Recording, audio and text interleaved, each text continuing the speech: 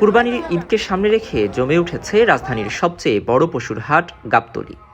ক্রেতা বিক্রেতাদের দরদামে চারপাশ এখন মুখরিত।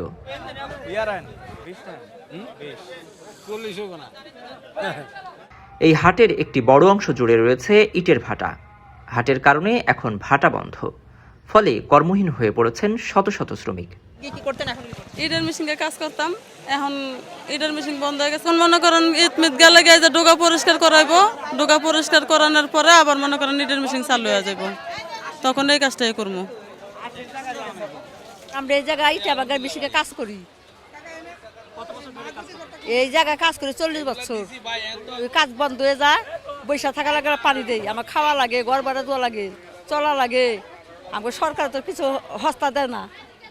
সেপনিল প্রাণঘাতী জীবাণুদের বিরুদ্ধেও দারুণ কার্যকর। আমরা খাইটা খাই, কর্ম করে খাই। তবে টিকে থাকার লড়াইয়ে এই ভাটার শ্রমিকরা বেছে নিয়েছেন ভিন্ন পেশা। বিশেষ করে নারী শ্রমিকদের বড় একটি অংশ এখন ব্যস্ত পানির ব্যবসায়।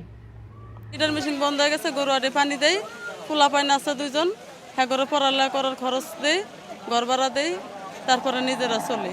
প্রতি বছর পানি দেয়, ওই কাজ বন্ধ হয়ে যায়, বৈশা থাকা লাগে, পানি দেই, আমার খাওয়া লাগে, ঘর ভাড়া দেওয়া লাগে। এই 5 টাকা হাউসে দেয়, 20 টাকা বিক্রি করি, 15 টাকা থাকে। 5 টাকাতে কিনে 20 টাকা বেশি। পাম্প হাউস থেকে প্রতি কলসি পানি 5 টাকায় কিনে তারা গরুর ব্যাপারীদের কাছে বিক্রি করছেন 20 টাকায়।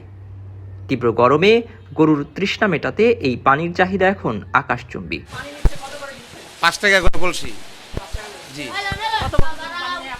বহুত লোক পানি নেয় ভাই। বৃষ্টি হইলান তো পানি টানে না, গরমের কারণে। এগুলো গরুরে খাওয়ায়, মানুষে খায়, দুটোটাই আছে এখানে। পানি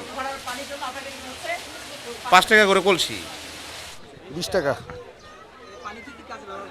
গরুর কাছে, গরু বুসি করা লাগে জন্য 25টা। প্রতিদিন 2000 টাকার পানি লাগে।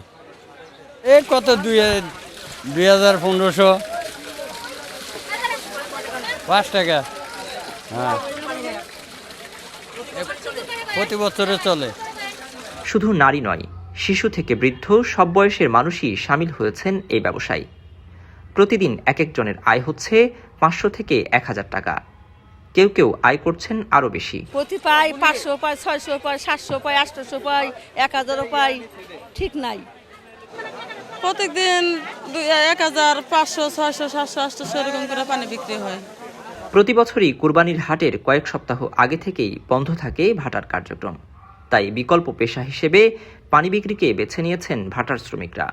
শুধু পানি নয়, কেউ বিক্রি করছেন ঘাস, কেউ টেনে দিচ্ছেন গরু। মিনহাজুল ইসলাম, যুগান্তর নিউজ, ঢাকা।